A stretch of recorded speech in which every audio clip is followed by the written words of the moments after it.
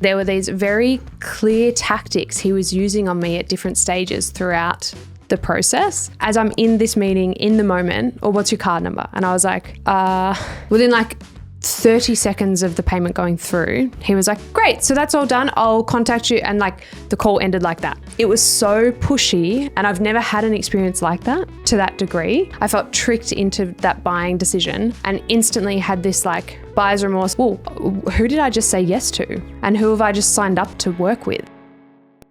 Welcome back to the podcast. Today I'm joined in studio with Jordan. Kidis. Jordan, how are you? Good, how are you? I'm good. Getting ready for mat leave. How's that going? How you feeling? Feeling slowly more at ease. Nice. Which is good. Good stuff. But today we are diving deep into something that every business owner, from cafe to tech startup to accountant, talks about, obsesses over, thinks about, which is sales. Yep. And it's the one thing that most people don't like doing. Exactly. A lot of people think it's just about that sales pitch or the person on the sales call, but it is so much more than that. It goes beyond the product, it goes beyond the price, and it really comes down to understanding, I guess, a little bit about our Australian consumers, what goes on inside their head, and how people make purchase decisions, which is what we're going to dive into. For sure. So, Jordan, why do you think it is important to understand consumer psychology? I think it's important because it allows you to shape your scripting, whether it's a script or if you don't have a script and you just go off the cuff, it'll allow you to adjust and pivot and change your process if things aren't working. So I think in order to do that, you need to understand why people think what they think, where they're coming from, how they can benefit from the product or service or whatever it is. And if they don't benefit it, then you shouldn't be selling to them as well. I think that's a big thing. And one of my favorite things, and I know I'm jumping forward here, but reciprocity is probably my favorite thing that we're going to talk about today. And Robert Cialdini talks a lot about that in his book as well. So I'm keen to get your thoughts on it as well. What about yourself? Why do you think it's important? I mean, I think it's important to actually understand what people want, and how you can feed into that, and how you can help solve people's problems. Because at the end of the day, whatever we're creating or selling, whether it's a product or a service, it has to meet a need. Yes. Either it has to meet a need that already exists, or you have to be able to identify a need that maybe the consumer hasn't identified themselves. Obviously, it is much easier once someone knows that they're in need of something to be able to sell to that, whether that is, a fear or, something that they're looking for. So I think it's going to be interesting as well to kind of chat through a little bit about how I think like the Australian landscape has changed over the last few years. Post-pandemic, yep. Some of those shifts that we've seen in terms of consumer behavior and like where people are shopping. I think in particular, obviously, as everyone sort of knows, there has been such a massive increase in online shopping, and omni-channel shopping. It is more than just having a physical website and selling your product on the website, but it's really about this seamless integration between all of those online experiences, from social media to the website to your email marketing to your customer service. And then if you've got a brick and mortar store as well, like how that is translated, and is that, I guess, like experience in store the same as what it would be online? Yeah, for sure. Post-COVID, it's interesting. I remember when COVID first happened and just online shopping just exploded. So, but it's still as busy as it's ever been. I think an interesting one too is the shift in focus to local businesses and like Australian businesses and Australian source produce and whatever the buying decision you're making. There's a big focus on that. I think people are more comfortable to pay a little bit more if it is local to support small business. They may be able to get it cheaper online and overseas and whatever it may be, but I believe that there's become a strong focus on local and ethical considerations as well. Yeah. Although it's an interesting one, the ethical side of things, to play the other side. You look at what's the fast women's fashion, Shein. Yeah. Like huge business that has a massive footprint in Australia. So there still is that demand for like low cost goods as well, which is like the total opposite to ethical and focusing on local, because you can get stuff there that's peanuts. Yeah. I've been told. Yeah, absolutely. I think the ethical, sustainable considerations, definitely. I feel like it's a growing segment in consumer psychology and what people care about, and that social kind of responsibility of the brand. But I do think that potentially with the change in global economics and like the economic pressures, you know, inflation, interest rates, those sorts of things. And obviously sort of everything that's happening globally at the moment. I do think there's probably like a bit of a need, and maybe that's why websites like that are still. There's always going to be a place for that. Yeah, it's a very in-depth discussion on why businesses like that succeed. Yeah. But when you have, like, we're a very lucky country, Australia. I think it's the best country in the world. I'm a proud Australian and big advocate, but like we have it really good here. Whereas you look overseas in certain countries where it's economic shopping ethical shopping isn't even a thing. Yep. Because it's about getting clothes, having food, and as simple as that. So I couldn't agree more where there is that shift, but I think there's until you eliminate the poverty and all of that stuff, which is, you know, terrible, then there's always going to be a place for fast fashion and whatnot.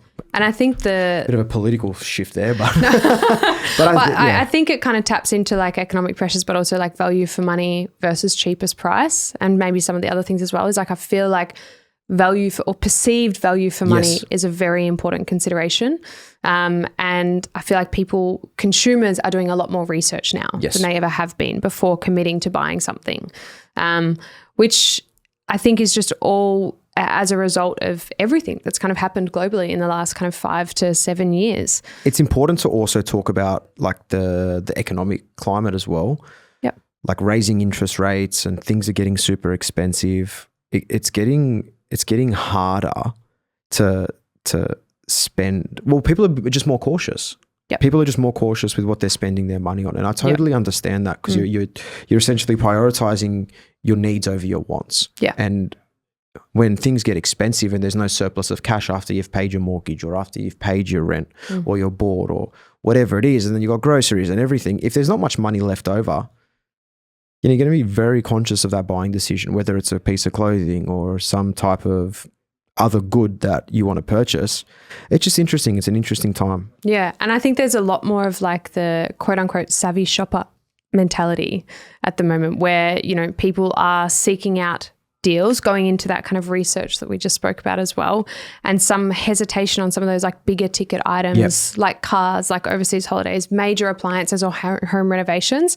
They're either being delayed, they're being spread out, financing, you know, flexible payment terms are becoming more and more part of the conversation. That's actually going through a big transformation. They're going to start doing credit checks on that, so it's not going to be as easy to get the buy now, pay later stuff. But sidebar, I think that's a good thing. Yeah, I agree. It's a very because good thing. all of that is discretionary spending. Yep. And I saw that you can even buy food on it now. I think that was in America. Interesting. Yeah, it is interesting. That's the word I'm going to use. Anyway, the fun fact, and it's got nothing to do with what we're talking about, but an interesting app is called, I've just got it up on my phone, Cash Rewards. Oh yeah, I've heard you talk about this. Dude, fantastic. So being a savvy shopper, I got a notification yesterday that Expedia, so if you're looking at going on a holiday, it came up that Expedia has a 12% discount when you shop through Cash Rewards. So if you're booking a holiday, save hundreds of dollars.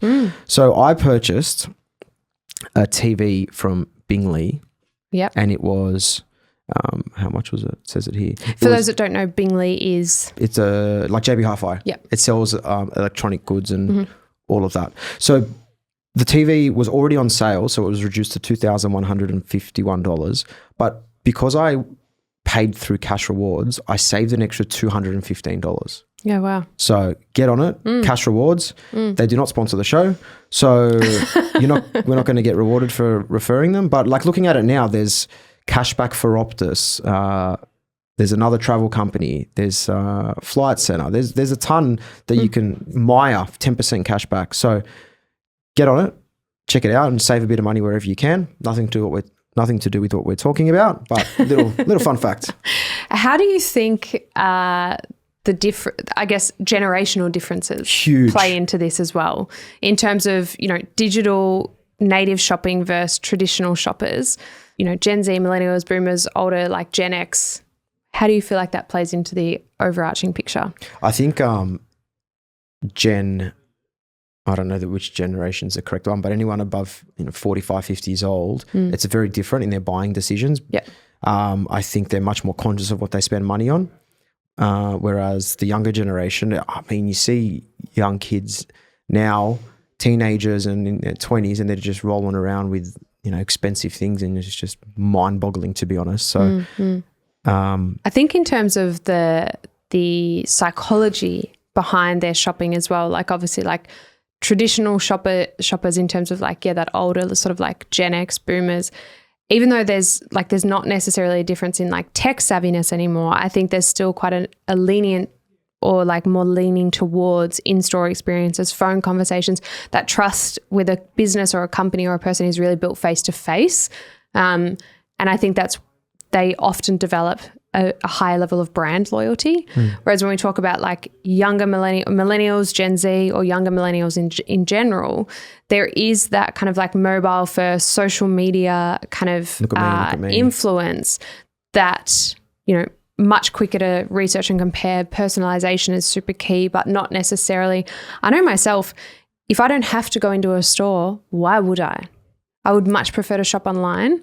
I hate shopping in general, like clothes shopping and stuff like that's not my jam. But I think that if I have to do it, I'd much prefer to do it online than I would in store. Fair enough. Everything from like grocery shopping to just the convenience. Oh, you do grocery shopping online? I do grocery shopping online. Yeah, cool. Get it delivered. Good stuff.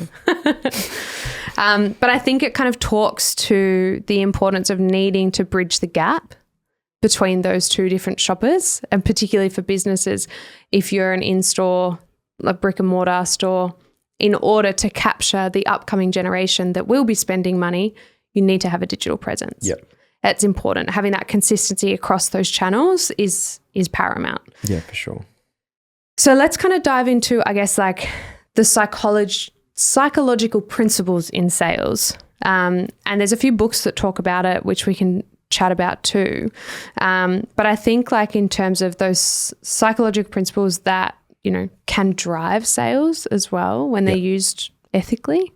One that you've said that you want to talk about and like talking about is reciprocity. Yeah. What is it?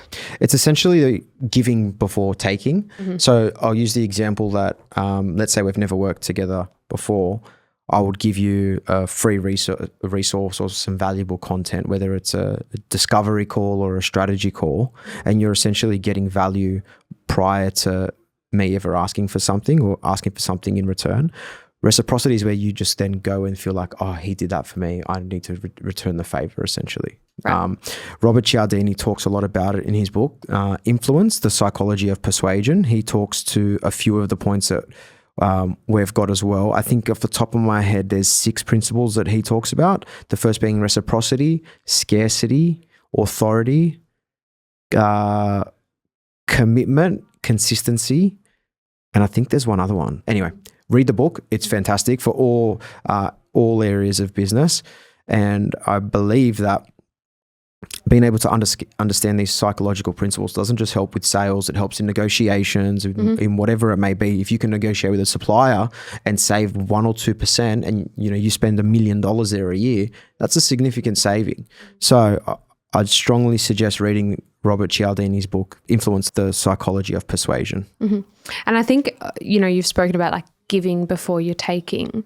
That giving component, as some examples, if it's like free content, it has to be valuable. You can't just give anything away. Yeah, correct. Because if you just get a free thing and it doesn't add any value to your life or whatever that need is or that challenge that you're experiencing or the problem, what's the point? Yeah, pointless. So I think, that's probably a key component there. A good example of reciprocity, it's not just giving without taking, because you have intent, right? There's intent for, like, if I give you something and I'm thinking reciprocity, I'm expecting something back from you. Sure. So it's not about that. A really good example is simply helping out a friend. And that's it. You help out a friend, you're never going to expect anything back. But they know that you've gone out on a limb and helped them. And psychologically, there's going to be that, and you would have done it out of the goodness of your heart, I'm sure, but there's going to be that thought process where reciprocity comes in. It's like, oh, he done that for me. I know I need to do the same, whether it's volunteering for a charity or smiling at someone and then them smiling back. It's like, it's as simple as that. So I think it's the most powerful tool in terms of sales and also for negotiation. Yeah, absolutely. I agree. And then the other one that you touched on as well was like scarcity and that urgency kind of scarcity mindset, creating, time sensitive, limited availability. This is huge in the whole online course industry and online education industry where you have like a limited offer, quick, only 10 minutes remaining at $99, or be one of there's only 10 spots left in the course or the community. They're filling up fast. So you're creating that urgency, you're creating that time sensitivity as well.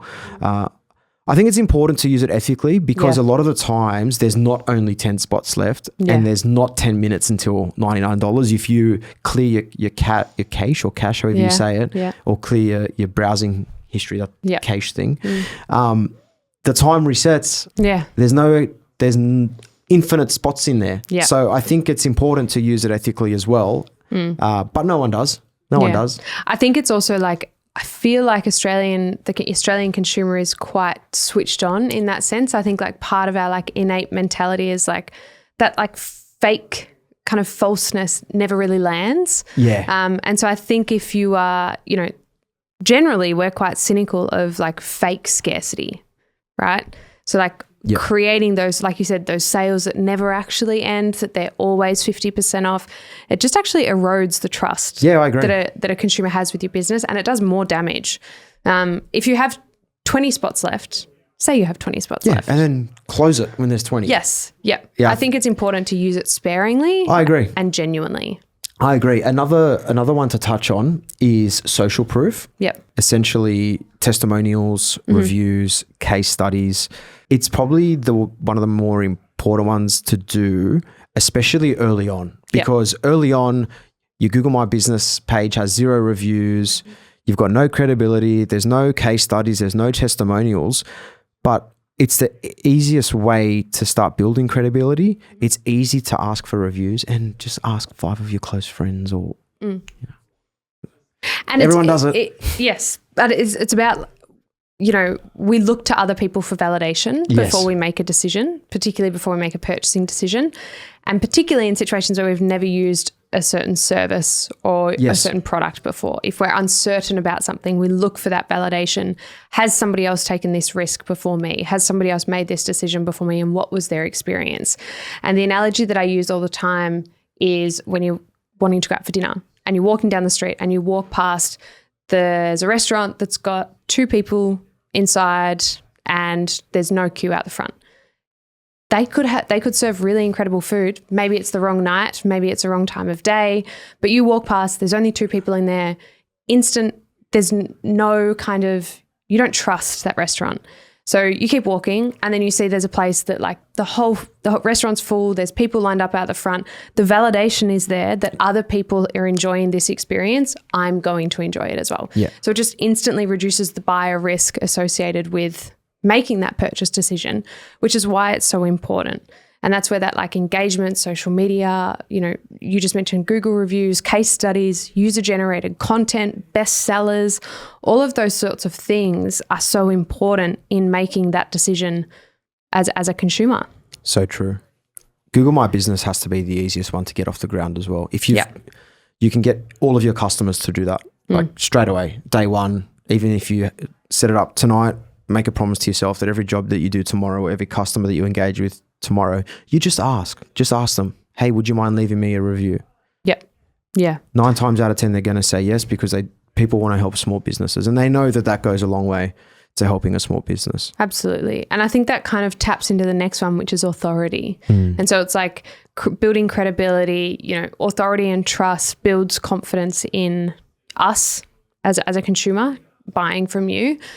But how does credibility and expertise help to influence a purchasing decision in your mind? It creates trust. It creates confidence that the person that you're looking to engage with knows what they're talking about. And that can be through all different things. It can be through talks. It can be through webinars, rewards, your qualifications, what you've achieved, the type of clients that you've worked with before, which is similar to social proof. But it's super important that you are advertising these things if you do have a speaking gig or whatever it may be, because it helps influence that purchasing decision. Let's say if I see Zara is doing a talk at a TEDx event on the psychology of marketing. If I watch that talk, and I see that, the other panelists are all of these experts in their field. And I know that Zara has then done that talk about the psychology of marketing, if that's even a thing. I'm then much more comfortable engaging Zara to do my marketing work because I've seen that, wow, she's gone on TEDx and she's spoken in front of 500 people and there was executives from Amazon, executives from Google there. She has to know what she's talking about. On that example, it just really highlights that, I've made a buying decision before because someone's on a podcast that I listen to. Yes. It's as simple as that. And that example of yourself on that panel really highlights how authority can influence someone's buying decision. Yeah, absolutely. And again, I think it's, authority, instantly people think of like authoritative roles in terms of like expert, whether it's doctors or something like that. But it is really just authority in an industry. Yeah, exactly. In any industry. Exactly. Another interesting one is liking. So essentially why we buy from people we like you mentioned before, Australians are very switched on consumers and customers. So it's so important to be able to build trust and build rapport with your customers. And that can be through social proof, be user-generated content, all of that fun stuff. But we do want to buy from people we like. I'm just trying to think of an example where someone has done something and it's ruined the brand and they don't buy from them anymore. I'm just instantly thinking, because you said podcasts, like radio stations. Yeah. Like how often there will be certain people who listen to a radio station because they identify or they connect with the person on the other side of the radio. At the end of the day, we want to buy from people that make us feel good about ourselves, or make us feel good about a decision that we're making. And I think that element or that principle of liking can be so often underestimated, because it really does come down to, like you said, that like authenticity. We're so good at spotting fakeness. I think it's part of like the no BS culture. And I think being genuinely friendly, approachable, not too salesy, whatever it might be, helps to build that connection. And I think it's just so important. And that, you've spoken about like building rapport, and like finding that common ground, but it also comes down to like empathy. Like I understand where you're coming from, or like building that like similarity between, shared interests. Like we're also a family-owned business. Yes. And so again, you kind of have this alignment of values almost, that, positive, you spoke about it as well, like positive body language, like smiling with somebody, even so many times if you've ever done a sales course, they say smile on the phone because it translates in your voice, and the way that you're perceived and that perception on the other end of the phone call. So I think, liking is so important, and likeness, because we're not going to, like, you walk into a store and if you have a pretty bad experience with a sales team member, you're not going to buy from that store. You're going to walk out and go to the next shoe store. You're going to work out and, go buy a phone from somewhere else. So it is about how to actively build rapport and trust. 100%. A lot of the times when people think sales, they think, it's dirty, it's sleazy, and it is not. I'm not going to say it is, because it's not. It can be. It can be, correct. I think when people think sales, you think of car salesman. Yeah, what's wrong with car salesman? Well, exactly. It's just that it's just that stereotype that people hold on to, like snake oil salesman or a car salesman. Like you just have this like perception. Real estate agent. Yeah, totally. But yeah, I think building those ethical practices into your sales process is important. For sure. Transparency has to be number one. Yeah. Have to be honest, clear communication. It just resonates better with potential buyers. When I do a sales call, that's how it is. It's 100% honest. If we can help you, fantastic. If not, I'll still give recommendations. Yep. I'll have a sales call and say, look, you need to set up a business, a company with a trust structure. This is the cost. Your ongoing accounting fees are going to be this much. Mm-hmm. But hey, look, if you don't want to go with us, which is totally fine, make sure you speak to an accountant and get your business structure done properly. Even if they don't agree with what I say, if a company's the right structure, just make sure you get professional advice with your business structure. Don't skimp out on that at the start. Like if there's one thing you take away from the phone call, let it be that. Yeah. So I think being transparent is super important. Yeah. And it goes into like solving problems, not just selling a product. You know, like people don't buy a drill, they buy a hole. It's like they need a hole for something. They need to hang a frame, they need to put whatever it might, they need to put a nail in, whatever it might be. So it's like, don't sell the drill, sell what is on the other side of that. It's like you're solving a problem. And any business that is able to make that fundamental, or business owner that's able to make that fundamental mindset shift from, I'm not going to sell you a product, I'm going to help you, and I'm going to solve the problem that I know that you're facing in your business right now. That's when you actually start addressing what a customer needs. For sure. An example that I'll use is when we have, just referring to our process, when we do sales calls, everyone knows they're going to get their BAS done, they're going to get their tax return done. 9 times out of 10, it's the same wherever you go. But when we have the chat, that initial disco call, it's never about that. It's about what they're struggling with. It's about them not being able to get in touch with anyone at their current accountant's office. That's what we're talking about. It's solving their problems. It's not, here's the BAS. The BAS is $10,000. Or like, here are these glasses. They're tortoise shell and their lenses. It's about, oh, you can't see, here's the glasses. Or like, it's pretty bad, but like Jordan Belfort, where he talks about like selling the pen, it's that concept. Yeah, totally. He's a scumbag. Yeah. Based off what he did. He is. He ripped people off. Yeah. But he sales principles. That concept where he talks about like, sell me this pen. Yeah. Like, that's what it's about. It's about selling the solution to the problem. Yeah, absolutely. Absolutely. And that's what's important. And in marketing, we kind of talk about like features and benefits. And I think quite often what a lot of people do is they focus on the feature of the product, the tech specs, the deliverables. The shiny widget. The fact that your glasses are tortoiseshell. They're plastic. I know that. I know that. I can see that. Yeah. So it's like, I don't care about the tech specs of the product initially. What I care about is those emotional, intangible, feel-good benefits that make me feel something, because people buy based on an emotion and they rationalize it based on fact. Yes. So it's like all of our decisions that we make when we purchase something is based on an emotional feeling that we're trying to fulfill. Yes. And then we go, okay, I've done that, or I'm going to do that. Now, let me justify my decision-making process. Yes. And that's where those tech specs come in. Just to be clear, these aren't tortoise shell. No real tortoises were harmed in the making of these. I think it's just the colour. It's just the colour. Yes. Yeah, I used to work at a sunglass store. Yeah, so I remember there's a story about some robbers, but maybe we can get into that. There was a lot of theft that happened at that store. Yeah. Zara used to hunt them down. When we're selling, we don't want to just make it a one-off sale as well. You want to build that relationship. You want it to be a long-term relationship, because you want that customer to form loyalty and keep winning that repeat business as well. So don't just think, a lot of the times with these shady sales tactics, it's push, get them in the door, gone. Yeah. Yeah, absolutely. It's about building that customer loyalty. And if you think about it from a financial perspective, the cost of acquisition of a new customer is usually quite expensive.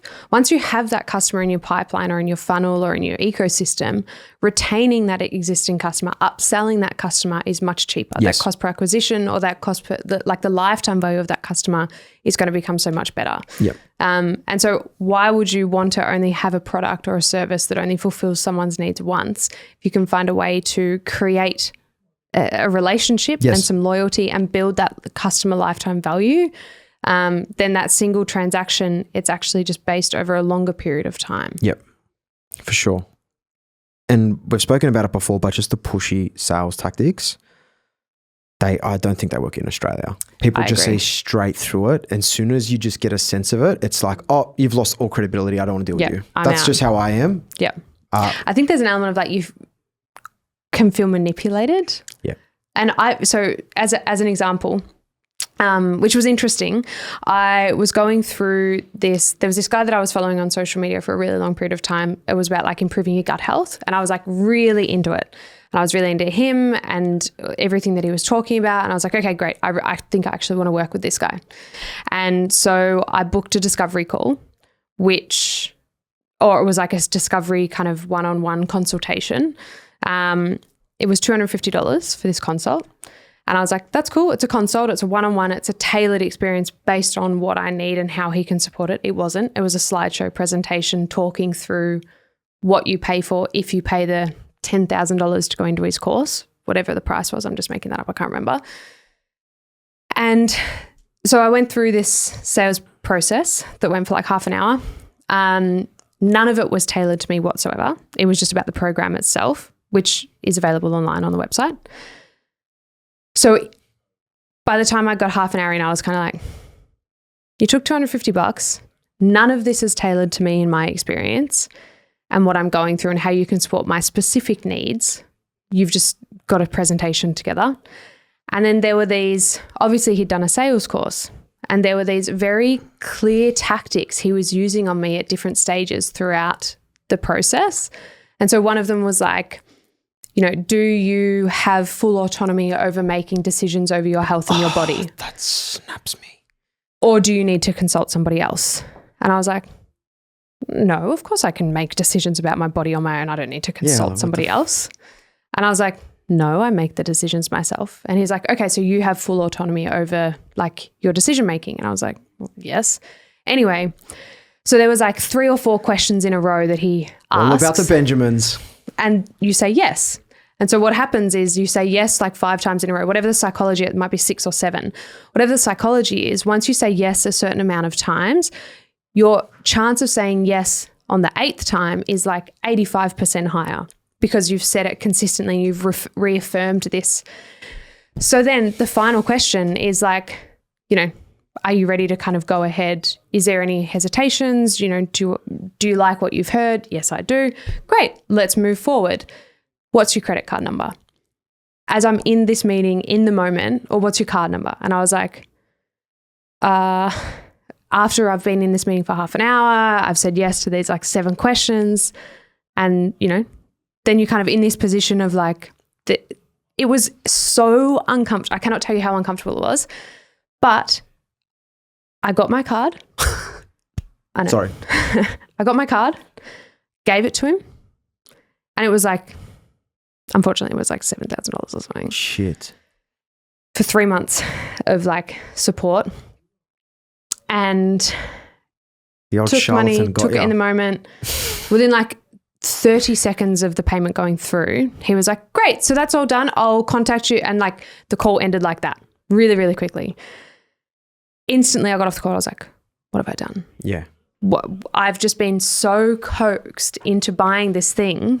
And then obviously James came out and I was like, I just did a thing. And he was like, what did you do? Why did you do that? And then he's like looking, he's like, this guy has like, he's just a social media guy. He has no like credibility. He hasn't even studied. And I was just like, anyway, ended up emailing him like an hour later. And I was like, you made me feel wildly uncomfortable.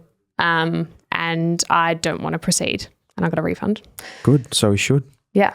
But yeah, I just think it's like, it was so pushy, and I've never had an experience like that to that degree, that it was like I felt so pushed into making the decision, or tricked was what it was.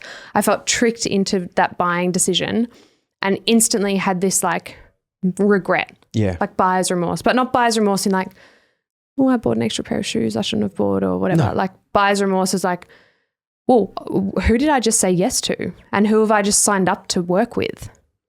And it was such a yucky feeling. Yeah, I think a lot of those types of people are just like charlatans where they say, you know, I can do this, I can do that. But yeah. And feeding into people's like insecurities and fears. Yeah, cool. And you know. Perfect example of that is Belle Gibson. Yes. Oh my gosh, yes. We've spoken about this before. Yeah. Anyway, just Google it. I'm not going to get into it because it's a very long story. Very long story. But same type of thing. Yeah. But yeah, I think those sales tactics are just, yeah, I'm not a fan at all. No. And like as soon as you can start to sense it, it's just like shut down, barriers are up. Good luck, champion. You're not getting through. So I would avoid them at all costs. But some people use it and it works for some people. Yeah, good on you. I'm not a fan of it at all. I don't like selling things to people and doing those psychological tricks to make them say, like, dude, if they want to purchase it, they'll purchase it. And devil's advocate, right? The other side was saying, yeah, but they don't understand how good our service, our product is. That's what these people tell themselves. It's our responsibility to sell them this product so that they can get better. And like, that's playing to insecurity. Yeah. I don't like that. Yeah. Don't worry. After I got off this call, I like psychoanalyzed the entire presentation. And then I was like, oh, yuck. Bastard. Yuck. Anyway, practical application. So obviously we've kind of talked about the theory here, and, you know, how it can work. But what are some practical, actionable tips for people to help, you know, optimize their website, as an example? Yeah. So I think like using things like you said, like building social proof, whether it be building social proof through your Google My Business profile, whether it be building social proof on landing pages, so reviews. Quite often, you know, like you look at certain websites and they'll have like star ratings or logos of well-known clients that they've worked with. If it's a professional services business, you know, quite often it'll have like the run of business logos that they've worked with to try and showcase that, you know, we have worked with a lot of people before. I think also those like trust signals, like security badges. So for example, if you're an e-com business, like the payment secure icons, you know, like Afterpay and all those things do really well. And having those little logos, like building that credibility and that trust is really important. I think also just tapping into that e-com space a little bit more, like contact information, returns policies, shipping policies, all that sort of stuff. Plays an important role. Privacy policies. For sure. What else would you say? Google My Business in terms of like website and whatnot, that's probably the most important thing because it's the easiest to get off the ground. You don't need to have any website experience. You can start getting reviews pretty much straight away. Also want to look at crafting compelling messages as well. And it's relating to like sales copy. So whether that's email marketing or like your blogs, your captions, like whatever it is, it's just putting a bit of thought into what goes into that and not just sending it out for the sake of sending it out. Yep, absolutely. And I think also like sharing stories, you know, as humans, we are hardwired for stories and for that connection. Yeah. And so I think that sharing customer success stories or sharing a brand's journey is really important in that conversation as well. It's interesting about the story thing. When David Goggins, he was a Navy SEAL and he came to Australia about 2 years ago and I went to it. It was like a live talk. And prior to him coming on stage, there was like 3 other people that were essentially trying to sell something. And all of them started off with some type of trauma from when they were younger or from like, you know, 3 to say 15, 16 years old. They push the trauma. They make it relatable because like he was just a normal person or she was just a normal person. And then they get you in and then boom, get sucked in on a 10,000. Sorry, I don't mean to rub in your mate, but yeah. And they suck people in because of the way that they can tell their story and be relatable and like, oh, that's happened to me. Anyway, more sleazy sales things that I've seen. And I walked out, I was like, this is crazy. Yeah. People would actually, and then they'd finish up limited time offer today only. Everyone would run to the back of the room and sign up for it. I was there with 2 of my mates and we left. We're like, okay. Wow. So he's supposed to come on at 5. We'll come back at 10 to 5, but it was just like 3-4 hours of that. We left. We're like, and it blew my mind how people were spending so much money. Yeah. Anyway, it was just a strange thing. But yeah, stories. Relatable. And that relatability. I think also like pricing and like perceived value is really important. So, you know, when you are putting pricing together and that pricing strategy, sometimes it isn't just about the cost. In that situation, it's about the perceived value of what's involved in that cost. You know, like higher priced option, you know, some of the ways that people do it is like, here's option A, which is $10,000, and here's option B, which is $7,499. This is what you want people to go for. No one's going to go for the $10,000 one. But then you also, you know, it makes the second option seem cheaper. Like that is a very common tactic. Yeah. Or introducing price anchoring. Is that what it's called? Yeah. And then, or they have like then that third option, which it's like so unattractive that no one's going to go for it. But then it makes your preferred option, that middle $7,500 option, seem really enticing. Yeah, exactly. And that's why that first outrageous one should be super expensive. Yeah. it's a hard one, sales, because you want to find that fine line between growing your revenue and generating more work, but doing it ethically and selling to people that need your product or service. Try not to get caught up in just numbers and looking at people like numbers, like your average customer values. My average customer value has gone from $500 to $4K. Well, like, okay, cool. But like, what's the market tell you? Should you be charging that much? Are you just really good at sales? I don't know. It's a hard one. It's a hard one, absolutely. right? Because some people would go, yeah, 100%. I know I'm great at my job, but I don't know. Yeah, I think it's interesting. I think at the end of the day, which is kind of why Inflection exists and why we do what we do, but it comes back down to helping people. Yes. Whether that person is a business owner, whether they're in a startup, whether they've been in business for 45 years, whatever it looks like. I think at the end of the day, if your values are like genuine and you're in it for the right reasons and you genuinely believe that you have a product or a service that can alleviate somebody's need, and not in a way of like, something that doesn't actually service somebody, but and you're going into that conversation, like you said, you're going into the conversation with genuine kind of purpose. Yeah. Then that is going to do the work for you, and you don't need those yucky Jordan Belfort sales tactics or like say yes 7 times for them to say yes on the 8th time or whatever it might be. So interesting conversation. It is. Good stuff. I think there's some really important stuff in there. Yeah. I'd strongly suggest reading Robert Cialdini's book, Psychology of Influence. Mm-hmm. He talks about all the points that we've spoken about and some other ones as well. It's a really good tool to use in negotiations. I believe that's where you get the most value if you were to read his book. But yeah, sales is an interesting one. It's one that you have to be okay with getting shut down as well. And like some people are just going to say no. So it's a good skill to be okay with and comfortable with. Absolutely. Good stuff. Thanks, George. Thanks, Zara. Thanks for watching this video on the Rask Network. While you're here, don't forget to like and subscribe so you can get videos each and every day on business, finance, investing, and so much more.